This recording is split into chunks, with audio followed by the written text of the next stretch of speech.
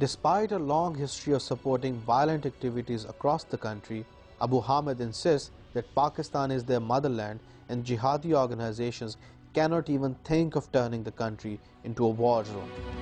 Insisting that Taliban have no influence on Pakistani madrasas, he terms it an allegation meant to provide an excuse to the state for launching a crackdown on madrasas.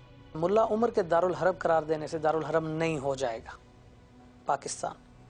ملا عمر کا influence اب موجود نہیں ہے پاکستانی مدارس کے اندر. موجودہ اگر اس وقت کی بات کرتے ہیں آپ، جس وقت میں بیٹھ کے آپ مجھ سے گفتگو کر رہے ہیں، تو اس وقت میں ملا عمر کا کوئی انفلوئنس پاکستانی طالبان کے اوپر یا پاکستانی مدارس کے لوگوں کے اوپر نہیں ہے. اس چیز کو ہوا بنا کے پیش کیا جا رہا ہے تاکہ ان لوگوں کے خلاف آپریشن کیا جا سکے اور انہیں دبایا جا سکے. However, students at Darul Uloom Eidgah in Kabirwala differ with Hamid as they seek inspiration from Taliban and consider Mullah Umar the rightful leader of all the Muslims. جہاد امارت اسلامیہ کے اندر افغانستان کے اندر جو امیر المومنین ملا عمر مجاہد ہیں، ہم یہ سمجھتے ہیں کہ آج واقعتاً وہ حجت اللہ علی الارض ہیں. زمین کے اوپر جو ہے نا وہ مجاہدین کی صحیح کمان بھی کر رہے ہیں اور اللہ کی نصرت ان کے ساتھ ہے. باقی ہم مسلمان لوگ جو ان کے کفار کے اس پروپیگنڈا سے متاثر ہو رہے ہیں نا، تو یہ ہماری اپنے ایمان کی کمزوری ہے. اس کی وجہ سے نہ تو ان کا ایمان متزلزل ہوتا ہے، نہ ہی ان کا کچھ بگڑتا ہے. دل سے اگر دیکھا جائے جو مسلمان ہیں ان سے بہت زیادہ محبت رکھتے ہیں، خاص کر دینی ہمارے جو طبقہ ہے، ٹھیک ہے، دین سے تعلق رکھنے والے، یہ ان سے واقعات میں محبت رکھتے ہیں کیونکہ انہوں نے جو کردار ادا کیا ہے کہ افغانستان میں وہ کسی سے مخفی نہیں ہے. وہ سب کے سامنے آواز پہ لبیک کب کہیں گے؟ جب ہمیں بلائیں گے ہم ضرور ان کی آواز پہ لبیک کہیں گے. The students claim that the madrasas are fortresses of Islam, a statement accepted as factual by the scholars who urge that they should be centers of learning and not fortresses.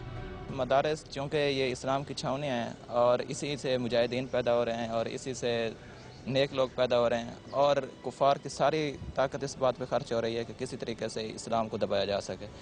تو وہ ہمیشہ اس کوشش میں رہتا ہے کہ کسی طریقے سے جو بھی کارروائی ہو، جو بھی اگر کوئی غلط بات ہوتی ہے تو وہ مدارس کی طرف منسوب کر دیتا ہے اور یہ تاثر دیا جاتا ہے عوام کو کہ یہ سارا کچھ جو ہے یہ کرنے والے یہی مولوی ہیں. ان کو اسلام کی ترویج کے مراکز ہونا چاہیے. اس وقت یہ چھاونیاں ہی ہیں. اس کی وجہ یہ ہے کہ جو سب سے زیادہ مدارس ہیں وہ دیوبندی فکر کے تحت قائم ہوئے ہیں، اور دیوبندی فکر اپنی روح کے لحاظ سے سیاسی فکر ہے. اس کا وہ کبھی انکار بھی نہیں کرتے. اس کا ظہور پہلے بھی سیاست میں ہوا ہے، اب بھی ہو رہا ہے اور مستقبل میں بھی ہوگا، کیونکہ اس کی تعمیر میں یہ چیز مضمر ہے. اسے آپ نکال نہیں سکتے اس کے اندر سے. یہ کیسے نکلے گی؟ اسی طرح نکلے گی کہ آپ دین کی تعلیم میں خود دلچسپی لیں اور اعلیٰ دینی تعلیم کا اہتمام پوری کمیونٹی مل کر کرے، نئے طرز کے علماء پیدا ہوں، تب یہ تبدیلی آئے گی. ورنہ علماء انہوں نے پیدا کیے ہیں. The religious scholars blame the government for manipulating the madrasa students for its vested interest and term the present conflict a direct consequence of the faulty policies of the state. جب ہاتھ کھینچ لیا گیا تو کشمکش پیدا ہوئی. میں تو اسی زمانے میں کہتا تھا کہ دیکھیے آپ ان میں یہ جذبہ پیدا کریں گے، ان کو ہتھیار دیں گے، اس کے بعد کیا یہ آپ کے مقاصد کے لیے روبوٹ کی طرح سوچتے رہیں گے؟ کہ اپنے بھی ذہن ہے. جس وقت یہ معاملہ ختم ہو جائے گا تو ان کا رخ آپ کی جانب ہوگا. پاکستان کو ہم لوگوں نے کبھی دارالحرب قرار نہیں دیا. پاکستان ہمارے لیے دارالامن ہے. پاکستان ہمارا ملک ہے، پاکستان ہماری دھرتی ہے. پاکستان ہے تو سب کچھ ہے، پاکستان نہیں ہے تو کچھ بھی نہیں. اگر آپ اسے دارالحرب قرار دیتے ہیں تو پھر آپ کو یہاں سے ہجرت کرنا پڑے گی، پھر آپ کو یہاں سے سب کچھ ختم کرنا پڑے گا. پھر آپ کے پاس بیس کیمپ نہیں ہوگا جس بیس کیمپ میں بیٹھ کے آپ دشمن کی چالوں کا جواب دے سکیں. But is Abu Hamid stating the factual situation? On 16th of June 2008, the Mianwali police detained 14 youths while traveling through the district. During interrogations, it was revealed that all of them were students of madrasas in Toba Tek Singh and were traveling to North Waziristan in the tribal area to extend a helping hand to the Tehreek-e-Taliban Pakistan, engaged in a bloody conflict with the Pakistan Armed Forces.